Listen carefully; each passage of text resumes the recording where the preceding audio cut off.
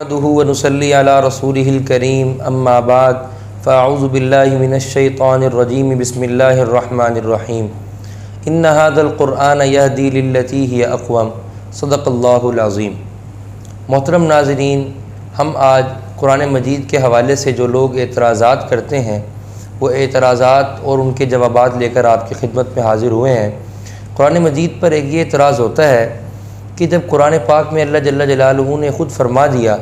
کہ یہ قرآن لوگوں کے لیے ہدایت ہے، اور دوسرے مقامات پر فرمایا بتفصیل لکل شیء، ہر چیز تفصیل سے اللہ پاک نے اس کے اندر بیان کر دی ہے۔ ایک اور مقام پر فرمایا الف لام را کتاب احکمت آیاتہ ثم فصلت من لدن حکیم خبیر، کہ تفصیل سے ہر چیز اللہ پاک نے بیان کر دی۔ تو اس کے علاوہ جو دوسرے ذرائع ہیں، علماء ہیں، حدیث ہے، تو قرآن مجید کو سمجھنے کے لیے ان ذرائع کی ضرورت کیوں ہے؟ تو آج اسی سوال کا جواب لینے کے لیے اور اس جیسے اور بہت سارے سوالوں کے جواب لینے کے لیے ہم حضرت مولانا عزاللہ صاحب دامت برکاتہم کی خدمت میں حاضر ہوئے ہیں۔ بلا تاخیر حضرت کی طرف بڑھتے ہیں اور اپنے سوالات کے جوابات لیتے ہیں۔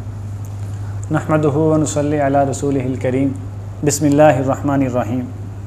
بھائی محمد نے قرآن پاک کو لے کر بہت ہی ایک اہم سوال کیا ہے،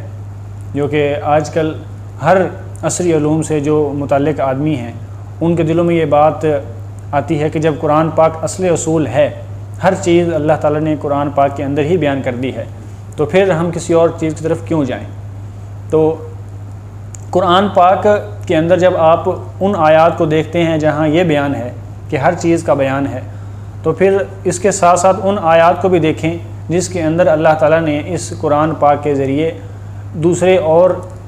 شخصوں کو جو ہے اختیار بھی دیا ہے کہ اس قرآن پاک کے معانی بتلانے ہیں، اس قرآن پاک کی تشریح تفسیر کرنی ہے۔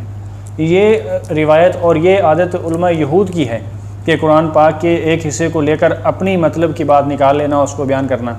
اور دوسرے کے جو ہے مطلب کو اور دوسرے کا جو مذہب ہے اس کو چھوڑ دینا اور قرآن پاک کی پوری آیت کو نظر انداز کر دینا۔ تو جہاں اللہ تعالیٰ نے قرآن پاک میں یہ کہا کہ تبیانا لکل شیء، قرآن پاک کے اندر ہر چیز کا بیان ہے، ہر آیت کو تفصیل سے بیان کیا ہے، یہ ایسی کتاب ہے جو رہنمائی کرتی ہے اور اس میں کوئی شک نہیں ہے، جہاں یہ آیات ہیں تو وہاں یہ آیات بھی تو ہیں کہ نبی اکرم صلی اللہ علیہ وسلم کے بارے میں اللہ پاک نے فرمایا ہے کہ جو رسول تم کو دے تو وہ تم لے لو، اور جو چیز جس سے تمہیں روکے تم اس سے باز آ جاؤ۔ تو یہ بھی تو قرآن پاک کے اندر ہی ہے، اور قرآن پاک بے شمار اور جگہ نبی اکرم صلی اللہ علیہ وسلم کی اتباع کا ذکر ہے کہ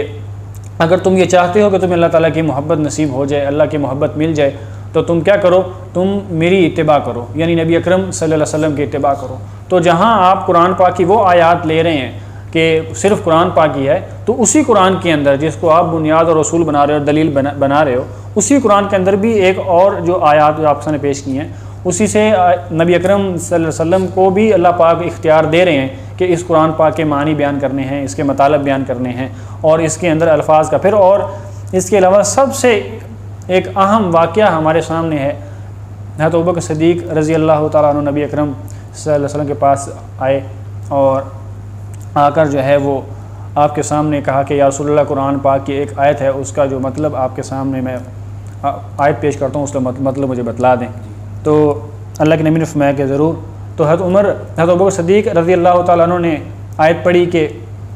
یا ایھا الذین آمنوا علیکم انفسکم، کہ اے ایمان والو کیا کرو؟ اپنا جو ہے غم کرو، اپنی فکر کرو، اپنے اعمال کو بناؤ۔ تو اب یہ آیت ہم لے لیں قرآن پاک کے ترجمے سے کہ یہ قرآن پاک میں اللہ پاک نے بیان کر دیا۔ اب جب یہ قرآن کا حکم ہم نے لیا کہ اپنے آپ کو لے لو، اپنی فکر کرو، تو اب باقی جو آیات ہیں کہ تم بہترین امت ہو، دوسروں کی نفع رسانی کرنی ہے، جہاد کا ذکر ہے، باقی دوسری قوموں کے ساتھ جو ہے ان کے فساد کو ختم کرنے کا ذکر ہے، پھر ان آیات کا مطلب کہاں جائے گا؟ اب جو آدمی کہتے ہیں کہ صرف قرآن پاک ہے اور اس کا صرف ترجمہ ہی سب کچھ ہے، تو یہ اس آیت کو لے کے یہ آیت کو مانیں، یا پھر جو باقی دوسرے قرآن کے اندر آیات ہیں ان کو دیکھیں۔ تو اس لیے ہمارے سامنے جہاں قرآن پاک کی وہ آیات ہیں کہ بیان ہے، اس سے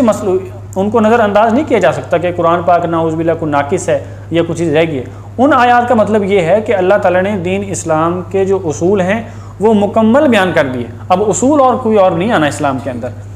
اصول بیان کر دیے، ان کی تشریحات کا اختیار اللہ کے نبی کو دیا، اور ان کی جو مزید آگے وضاحت کرنی ہے اس کا اختیار اللہ کے نبی کو دیا، اور اہل علم کے لیے راستہ چھوڑا کہ وہ اس کے اندر غور و خوض کر کے جو ہے اس قرآن پاک کے جو علوم کا سمندر ہے ہمارے لیے، امت کے لیے رہنمائی کریں اور اس کے لیے چیزیں نکالیں۔